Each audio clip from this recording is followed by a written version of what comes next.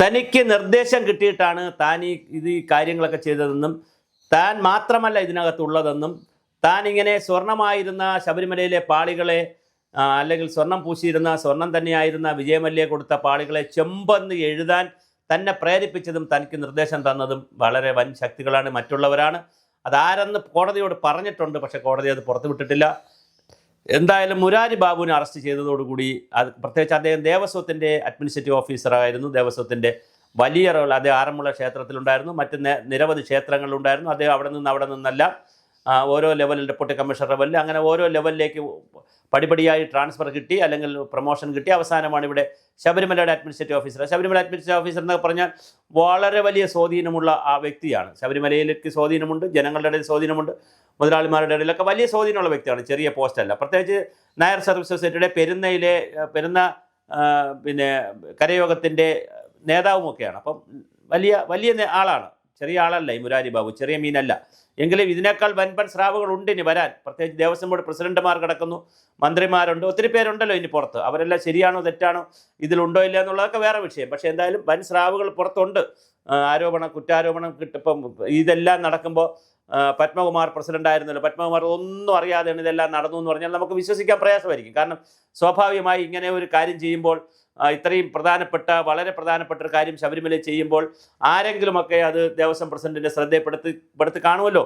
ചിലപ്പോൾ ഡ്രൈവറായിരിക്കും, ചിലപ്പോൾ പിയൂണായിരിക്കും, ചിലപ്പോൾ ക്ലർക്കായിരിക്കും, അല്ലെങ്കിൽ ഈ മുരാരി ബാബു തന്നെ ആയിരിക്കും. ആരെങ്കിലുമൊക്കെ ഇദ്ദേഹത്തിൻ്റെ ശ്രദ്ധയിൽപ്പെടുത്താതിരിക്കാനുള്ള യാതൊരു സാധ്യതയും കാണുന്നില്ല. തീർച്ചയായിട്ടും അത് ശ്രദ്ധയിൽപ്പെടുത്തി തന്നെ കാണും. അപ്പോൾ അതുകൊണ്ട് അത് വളരെ പ്രധാനപ്പെട്ട ഒരു കാര്യമാണ്. മുരാരി ബാബു ഇപ്പോൾ മൊഴി കൊടുത്തിരിക്കുന്നു. മുരാരി ബാബുവിനെ കസ്റ്റഡിയിലേക്ക് വാങ്ങിച്ചിട്ടുണ്ട് പോലീസ്. അങ്ങനെ മൊഴി കൊടുത്ത് കസ്റ്റഡിയിലേക്ക് വാങ്ങിച്ചിരിക്കുമ്പോൾ അദ്ദേഹം പലരുടെയും പേരുകൾ പറഞ്ഞിട്ടുണ്ട് എന്നാണ്. താൻ ഒറ്റയ്ക്കല്ല, തനിക്ക് നിർദ്ദേശം കിട്ടിയത് കൊണ്ടാണ് താനിത് ചെയ്തത്. പിന്നെ പങ്കുവച്ചത് എല്ലാവർക്കും പങ്കുവച്ച് കൊടുത്തു കാണും. പക്ഷേ എങ്കിലും തനിക്ക് നിർദ്ദേശം കിട്ടിയിട്ടുണ്ടെന്നുള്ള വളരെ ഗുരുതരമായ ഒരു മൊഴിയാണ് മുരാരി ബാബു നൽകിയിരിക്കുന്നത്. അപ്പോൾ ഇനിയിപ്പോൾ അടുത്ത ഘട്ടത്തിലേക്ക് SIT കടക്കുകയാണ്.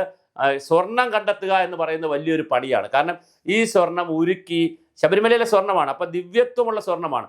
അത് ഉരുക്കി വിദേശ രാജ്യങ്ങളിലേക്ക് കൊടുത്തിട്ടുണ്ടോ, NRIക്കാർക്ക് പോയിട്ടുണ്ടോ, കേരളത്തിൽ തന്നെയാണോ, ഇന്ത്യയിൽ മറ്റ് സ്റ്റേറ്റുകളിൽ ആർക്കെല്ലാം പോയി, ഏതെല്ലാം സെലിബ്രിറ്റികൾക്ക്. ഇപ്പം നമ്മൾ ജയറാമിൻ്റെ പേര് മാത്രമേ കേട്ടോളൂ. ഇനി മറ്റ് സെലിബ്രിറ്റികൾ, ശബരിമല അയ്യപ്പനിൽ വല്ലാതെ വിശ്വസിക്കുന്ന ഒരുപാട് സെലിബ്രിറ്റികളുണ്ട്. അവർക്കെല്ലാം ഈ സ്വർണം പോയോ, അതിൻ്റെ ഇടനിലക്കാരായി നിന്നത് ആരാണ്?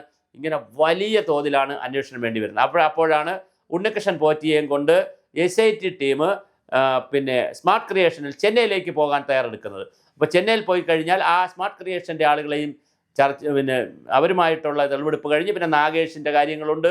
അതുപോലെ തന്നെ ഒരു ഇതാണ് വേറൊരു ഒന്ന് രണ്ട് ആളുകൾ ഹൈദരാബാദുമായി ബന്ധപ്പെടുത്തിയിട്ടുണ്ട്. അതുപോലെ തന്നെ കർണാടകവുമായി ബന്ധപ്പെടുത്തിയിട്ടുള്ള ആളുകളുണ്ട്. കർണാടകയിലെ ശ്രീരാം അയ്യപ്പ ക്ഷേത്രവുമായി ബന്ധപ്പെടുത്തിയിട്ടുള്ള ആളുകളുണ്ട്. ഒരു കൽപ്പേഷുണ്ട്, ഇതിനിടയിൽ ഒരു കൽപ്പേഷുണ്ട്. അപ്പോൾ ഇങ്ങനെ ഒത്തിരി ആളുകളെയും ഇനി കണ്ടെത്താനുണ്ട്. അതുപോലെ തന്നെ സ്ഥലങ്ങൾ കണ്ടെത്തണം. എവിടെയൊക്കെയാണ് സ്വർണം കൊടുത്തത്, എവിടെ കൊണ്ടുപോയാണ് ഇത് ഉരുക്കിയത്, സ്മാർട്ട് ക്രിയേഷനിലാണോ അതോ അതിൻ്റെ തന്നെ ഒരു ഉപസംഘടനയായ അല്ലെങ്കിൽ ഒരു സ്ഥാപനമായ ഹൈദരാബാദിലുള്ളൊരു സ്ഥാപനമാണോ, ഹൈദരാബാദിൽ നിന്നൊരു എക്സ്പേർട്ടിനെ വിളിച്ചിരിക്കുന്നു. അപ്പോൾ ആ എക്സ്പേർട്ടിനെ കൊണ്ടാണ് ഇതൊക്കെ ചെയ്യിച്ചിരിക്കുന്നത്. ഉരുക്കിയെടുത്ത സ്വർണം എവിടെ കൊടുത്തു, അത് ദേവസ്വം ബോർഡിലെ ആർക്കൊക്കെ കിട്ടി, ഇനി അത് പുറത്തെവിടെയൊക്കെ വിറ്റ് കാശുണ്ടാക്കി, അങ്ങനെ കാശുണ്ടാക്കുന്നതിന് ഇടനിലക്കാരായി നിന്നത് ആരൊക്കെ, ഇങ്ങനെ ചിന്തിച്ചാൽ വലിയൊരു ഒരു ചിലന്തി വല പോലെ, ഒരു വെബ് പോലെ കിടക്കുന്ന ഒരു വെബ് ലോകം എന്ന് പറയുക, വെബ് വേൾഡ് എന്നൊക്കെ പറയുന്ന ചിലന്തി വല പോലെ കിടക്കുന്ന ഒരു സംവിധാനമാണ്.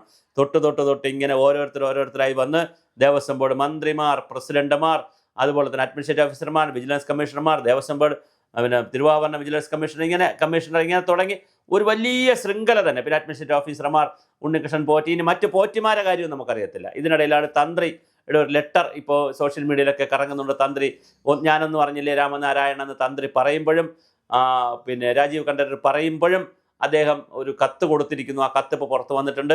ഇത് സ്വർണം പൂശുന്നതിന് കുഴപ്പമില്ല എന്ന് പറഞ്ഞ് സ്വർണം പൂശാനുള്ള അനുവാദം ചോദിച്ചിരിക്കുന്നു. അനുവാദം നൽകാവുന്നതാണ് എന്ന് പറഞ്ഞ് കത്ത് കൊടുത്തിരിക്കുന്നു. അപ്പോൾ അദ്ദേഹത്തിന് ഇതിൻ്റെ പങ്കെന്താണ്?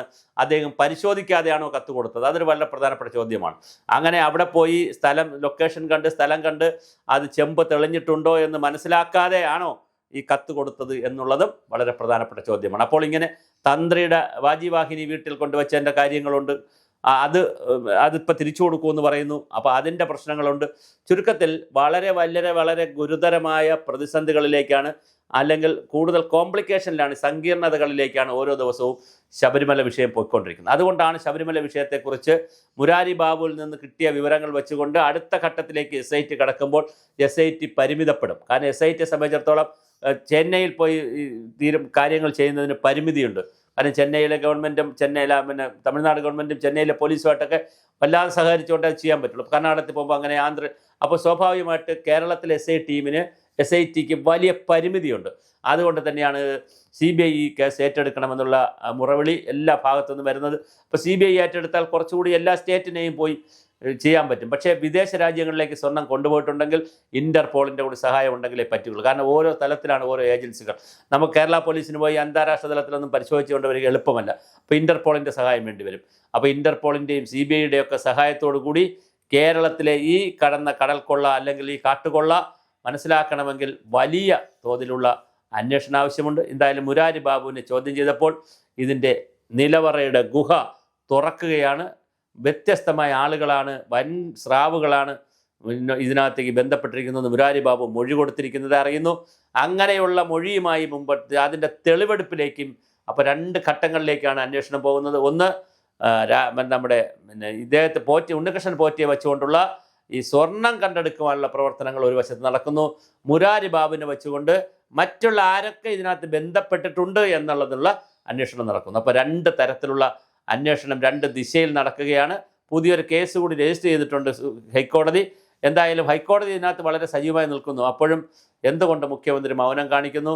നമുക്ക് എന്തുകൊണ്ട് ഒരു CBI അന്വേഷണത്തിന് മുഖ്യമന്ത്രി റിക്വസ്റ്റ് ചെയ്യുന്നില്ല? അത് കേന്ദ്രത്തോട് റിക്വസ്റ്റ് ചെയ്യാം, അല്ലെങ്കിൽ ഹൈക്കോടതിയോട് പറയാം. എന്തുകൊണ്ടത് റിക്വസ്റ്റ് ചെയ്യുന്നില്ല? ഒരു സംശയമുണ്ട്. ആരും എന്താണ് ഹൈക്കോടതിയിൽ പോയി CBI അന്വേഷണം വേണമെന്ന് ആവശ്യപ്പെട്ടിട്ടുണ്ടോ എന്നറിയില്ല. അങ്ങനെ ആവശ്യപ്പെട്ടതായി പത്രങ്ങൾ വരുന്നില്ല. എന്തുകൊണ്ട് പൊളിറ്റിക്കൽ പാർട്ടീസൊക്കെ ഇപ്പോൾ BJP സംഘപരിവാറും എല്ലാവരും വേണമെന്ന് പറയുന്നല്ലാതെ ഹൈക്കോടതിയെ കൂടെ സമീപിച്ചുകൊണ്ട് എന്തുകൊണ്ട് ഒരു അന്വേഷണത്തിലേക്ക് വേണ്ടി ഉത്തരവ് വരുന്നില്ല? ഇതിനിടയിൽ CAGയുടെ ഓഡിറ്റ് വേണം ഒരു നിർബന്ധമായി നടപ്പിലാക്കണമെന്ന് രാജീവ് ചന്ദ്രശേഖർ ലെറ്റർ അമിത്ഷായ്ക്ക് കൊടുത്തിട്ടുണ്ട്.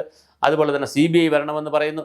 അപ്പോൾ ഈ വളരെ ഗൗരവതരമായ തലങ്ങളിലേക്ക് ശബരിമല വിഷയം മാറിക്കൊണ്ടിരിക്കുകയാണ്. അങ്ങനെ മാറുമ്പോൾ ഇവിടെ ഞാൻ സൂചിപ്പിച്ചതുപോലെ അത് മുരാരി ബാബുവിൽ മാത്രം നിൽക്കുകയില്ല. മുരാരി ബാബു ആദ്യം പറഞ്ഞത് വലിയ ഡെക്കറേഷനിലാണ് പറഞ്ഞത്. അയ്യോ ഞാനൊന്നുമില്ല, ഇതൊക്കെ എല്ലാവരും അറിഞ്ഞ് ചെയ്തതാണ്, ഇതിലൊന്നും യാതൊരു തെറ്റുമില്ല, അത് ചെമ്പ് തന്നെ ആയിരുന്നു എന്ന് പറഞ്ഞ മുരാരി ബാബു ഇപ്പോൾ സമ്മതിക്കുന്നു അത് ചെമ്പല്ല, സ്വർണ്ണമായിരുന്നു. പക്ഷെ ഞാൻ മാത്രമല്ല അത് എഴുതിയതിന് വേറെ ടീം എൻ്റെ പിറകിലുണ്ട്, അതാരെന്ന് ഞാൻ പറയാമെന്ന് പറഞ്ഞാൽ അത് അദ്ദേഹം സൂചനകൾ കൊടുത്തിരിക്കുന്നു. അപ്പോൾ സ്വാഭാവികമായിട്ട് മുരാരി ബാബു കൊടുത്തിട്ടുള്ള സൂചനകൾ വെച്ചുകൊണ്ട് അടുത്ത വൻകിട സ്രാവുകളെ തൊടാനുള്ള ശ്രമത്തിലാണ് SIT. അങ്ങനെ SITയെ തൊടുമ്പോൾ SITയുടെ പേരിൽ എന്തുമാത്രം സമ്മർദ്ദമാണ് വരാൻ പോകുന്നത്? SITക്ക് കൂച്ചുവിലങ്ങ് വീഴുമോ? അങ്ങനെയാണെങ്കിൽ തീർച്ചയായും CBI വരേണ്ടി വരും, ഇന്റർപോൾ വരേണ്ടി വരും. എന്തായാലും ഇത് അന്താരാഷ്ട്ര തലത്തിൽ നടന്ന ഒരു ഗൂഢാലോചനയുടെ ഭാഗമായിട്ടുള്ള ഒരു പ്രവർത്തനമാണ്. ചിലപ്പോൾ ഗൂഢാലോചന നടത്തിയത് ദേവസ്വം ബോർഡും അതുമായി ബന്ധപ്പെട്ട ആളുകളുമൊക്കെ ആയിരിക്കും. ചിലപ്പോൾ മന്ത്രി ഓഫീസിലുള്ള സ്റ്റാഫിന് ഇതിനകത്ത് പങ്കുണ്ടോ? അവരാരും അറിയാതെ ഇതെങ്ങനെയാണ് ഇത്രയും വലിയൊരു ക്ഷേത്രത്തിൽ കോടാനുകോടി രൂപയുടെ സ്വത്ത് അടിച്ചുകൊണ്ട് പോകാനായിട്ട് ആരും അറിയാതെ നടക്കുക എന്ന് പറഞ്ഞാൽ അത് പ്രായോഗികമായി ശരിയല്ല. ഒരു ഉണ്ണികൃഷ്ണൻ പോറ്റിയോ ഒരു മുരാരി ബാബുവിൽ നിൽക്കുന്നില്ല. ഇതെന്തായാലും ഈ ശൃംഖലയുടെ അടുത്ത കണ്ണിയിലേക്ക്, അത് വലിയ കണ്ണിയാണ്, ആ കണ്ണിയിലേക്ക് പോവുകയാണ്. ഇവിടെ പല കേസുകളും കേരളത്തിൽ ഇതുപോലാണ്. അത് ഒന്നാം കണ്ണിയെ കിട്ടും, കുറച്ചുകൂടെ വലിയ കണ്ണിയെ കിട്ടും, അടുത്ത ഏറ്റവും വലിയ കണ്ണിയിലേക്ക് പോകാനുള്ള കണക്ഷൻ വരുന്നതോടുകൂടി കേസ് അട്ടിമറിക്കപ്പെടുന്നതാണ് നമ്മൾ കാണുന്നത്. അങ്ങനെ ഈ കേസും അട്ടിമറിക്കപ്പെടുമോ? അതോ SITക്ക് ഇതിൻ്റെ പ്രവർത്തനങ്ങൾ പൂർത്തീകരിക്കാൻ കഴിയുമോ? അതൊന്നുമല്ല, CBIയും ഇന്റർപോളും വരുമോ?